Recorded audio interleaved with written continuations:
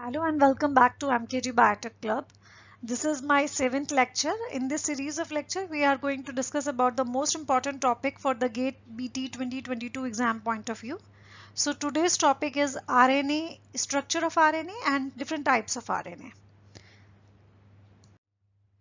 So first we have to know more about the structure of the RNA.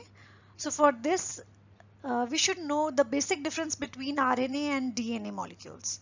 You know that there are basic three differences between DNA and RNA. The first difference is that your DNA generally exists in the double helical strand form while RNA exists in single stranded form. Although DNA आपका जो है single standard form में भी exist करता है and RNA double helical structure भी show करता है, बट जो जनरली या मोस्ट कॉमन फॉर्म होती है वो हमारी डीएनए की डबल हेलिकल होती है एंड आरएनए की सिंगल स्टैंडर्ड फॉर्म होती है. This is the one difference between DNA and RNA. The second difference between DNA and RNA is the presence of different sugars molecules. DNA contains deoxyribose sugar while RNA contains ribose sugar. So यहाँ एक question जो बनता है वो आपका structure of sugars बनता है. Ribose sugar का जो स्ट्रक्चर है आपका सेम स्ट्रक्चर आपका डिऑक्सीराइबोस का भी है, बट यहाँ एक जो बेसिक डिफरेंस है that is the absence of oxygen. That's why its name is deoxyribose. De word denotes the absence and oxy is for the oxygen. So ribose में से अगर ऑक्सीजन को हटा दिया जाए तो वो बन गया आपका डीऑक्सीराइबोस. ठीक है, तो ये हो गया आपका second difference between DNA and RNA. And third, that is the difference between nitrogenous base pairs.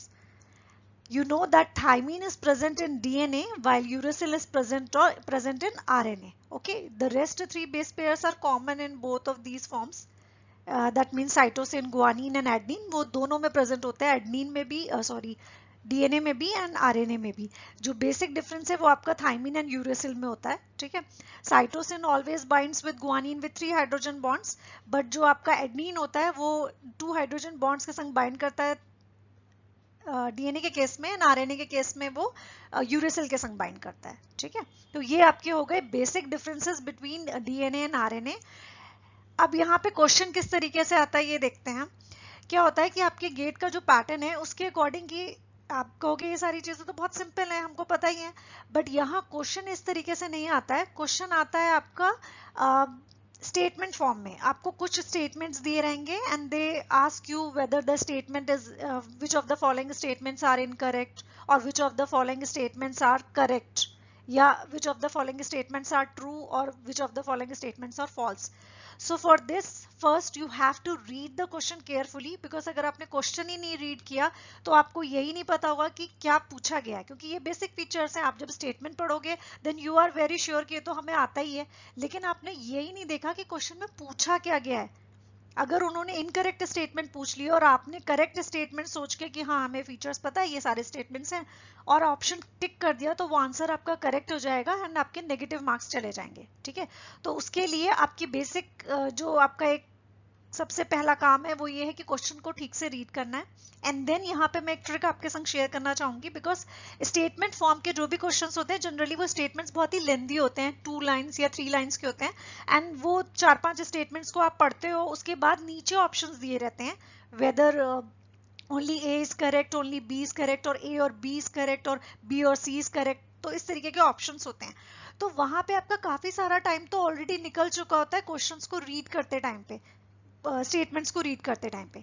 तो ट्रिक आपके लिए ये है, पहले तो आप ये रीड कर लो कि क्वेश्चन में आपसे पूछा क्या गया है, इनकरेक्ट पूछा गया है या करेक्ट पूछा गया है, ट्रू पूछा है या फॉल्स पूछा है, वो चीज नोट डाउन करो.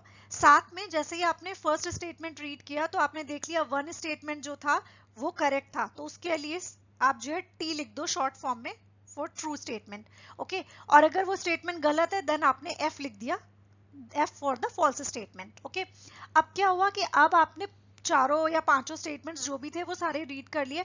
अब आप सीधे ऑप्शंस पे जाओ और अपनी कॉपी में जो आपने नोट डाउन किया था उससे मैच कराओ, and then after correlating between these options आप सीधे ऑप्शन टिक करो और अपने नेक्स्ट क्वेश्चन पे मूव कर सकते हो.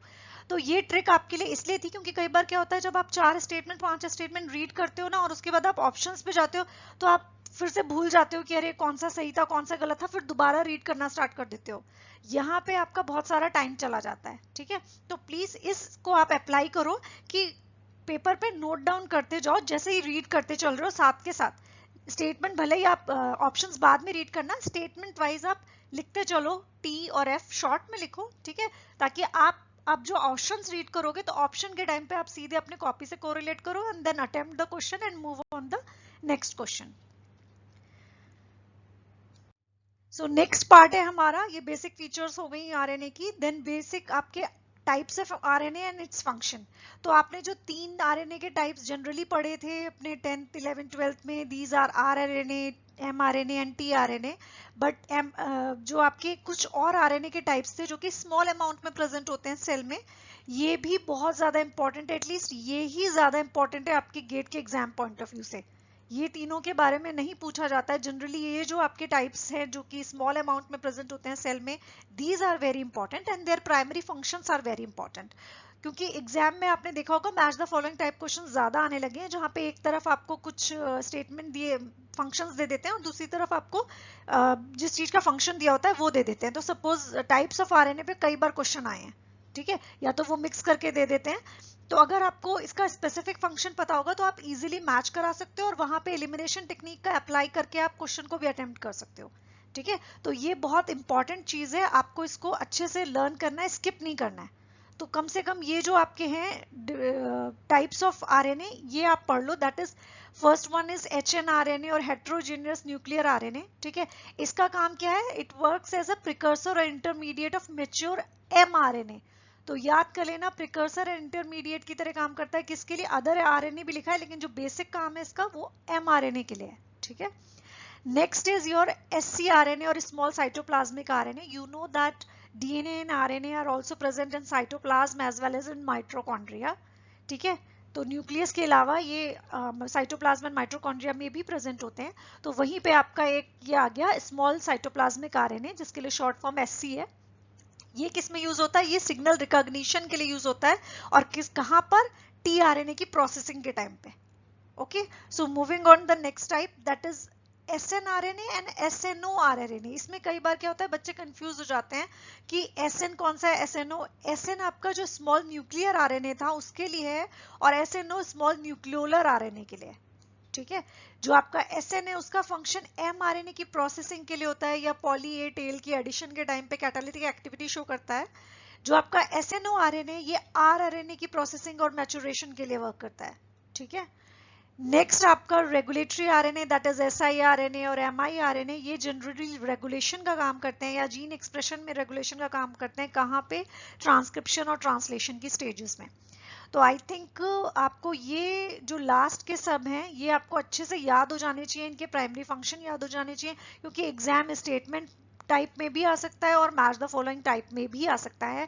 और ये जो आरएनए वाला टॉपिक है ये आपके डीएनए से भी ज्यादा इंपॉर्टेंट है एग्जाम पॉइंट ऑफ व्यू से, ठीक है। डीएनए पे बेस्ड क्वेश्चंस कम आते हैं, आरएनए पे ज्यादा आते हैं। थोड़े से क्वेश्चंस डिस्कस कर लेते हैं ताकि आपको अच्छे से समझ में आ जाए। ओके, तो ये क्वेश्चन जो है आपका, ये प्रीवियस ईयर का ही आपका 2019 का क्वेश्चन है गेट का। If a segment of sense strand, देखो क्वेश्चन जब रीड कर रहे हैं तो कुछ जो इंपॉर्टेंट चीजें हैं उनको आप अपने माइंड में फिट कर लो। यहाँ सेंस स्ट्रैंड दिया है, ठीक है।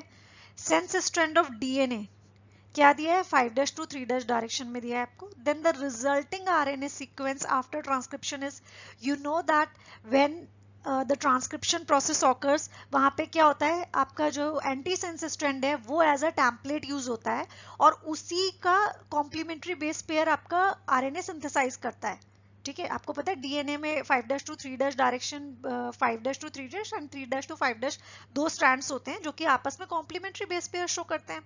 यहाँ पे जो आपका 5' to 3' वाला स्ट्रैंड है ये सेंस स्ट्रैंड है। सेंस स्ट्रैंड क्यों कहते हैं, क्योंकि सेम स्ट्रैंड आपका एमआरएनए सिंथेसाइज करेगा। कैसे, क्योंकि आपका जो 3' to 5' वाला स्ट्रैंड था उसी के कॉम्प्लीमेंट्री एमआरएनए सिंथेसाइज किया, और ये भी कॉम्प्लीमेंट्री है वो भी कॉम्प्लीमेंट्री है, तो सेम स्ट्रैंड आ गया ना।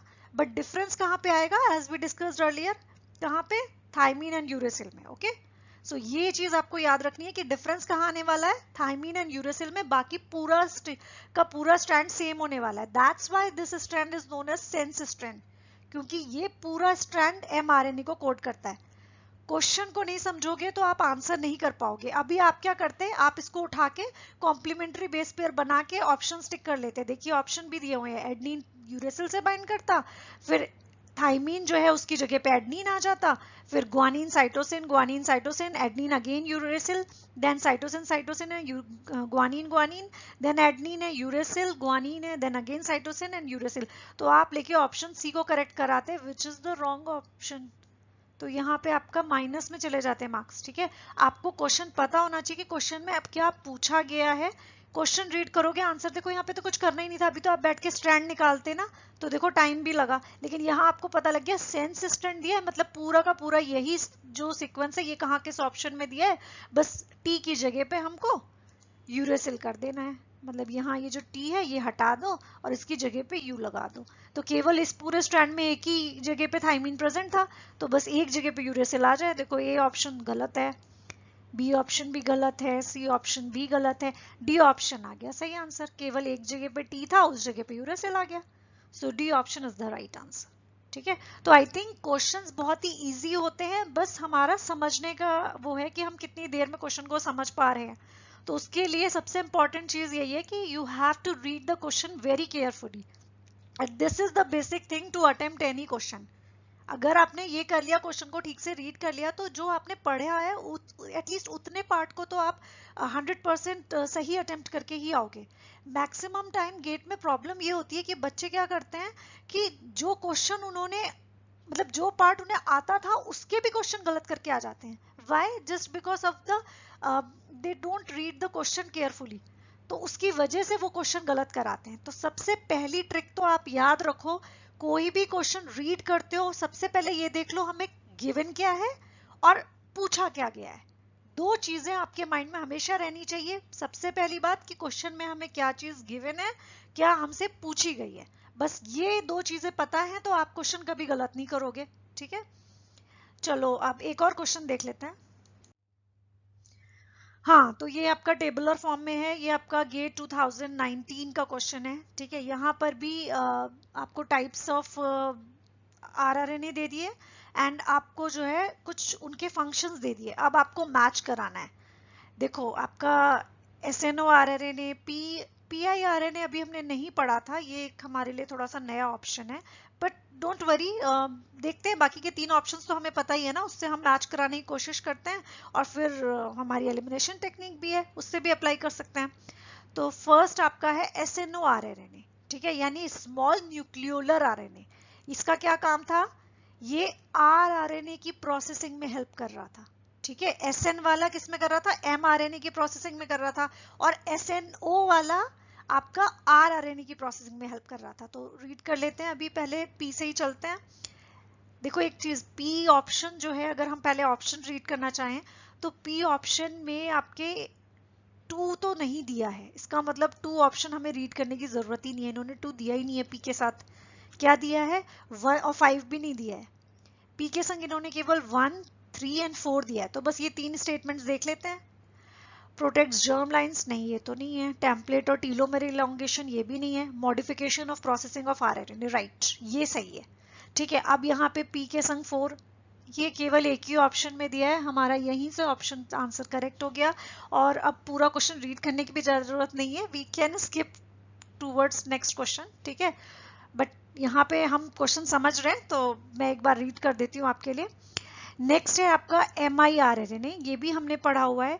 इसका क्या काम था, ये ट्रांसक्रिप्शन में रेगुलेशन का काम कर रहा था, हमने पढ़ा था। यहाँ पे ऑप्शन में दिया है ब्लॉक ट्रांसलेशन, तो वो भी ठीक है, मतलब एक आपके जीन एक्सप्रेशन को रेगुलेट करने का काम कर रहा है, ब्लॉक कर रहा है ट्रांसलेशन की प्रोसेस को। ठीक है, SNRNA हमने अभी डिस्कस किया था, SRNA कहाँ पे हेल्प कर रहा था, mRNA की प्रोसेसिंग में आपकी, या फिर स्प्लाइसिंग में। ठीक है, तो आंसर ऑप्शन हो गया 5। जो हमारे लिए एक नया ऑप्शन है, दैट इज PIRNA। ये क्या होता है, ये जनरली आपको जर्म लाइंस को प्रोटेक्ट करने का काम करता है। ठीक है, ये अगर आप नहीं था उसमें टेबल में तो इसे आप याद कर लेना। It protects germ line from transposable elements.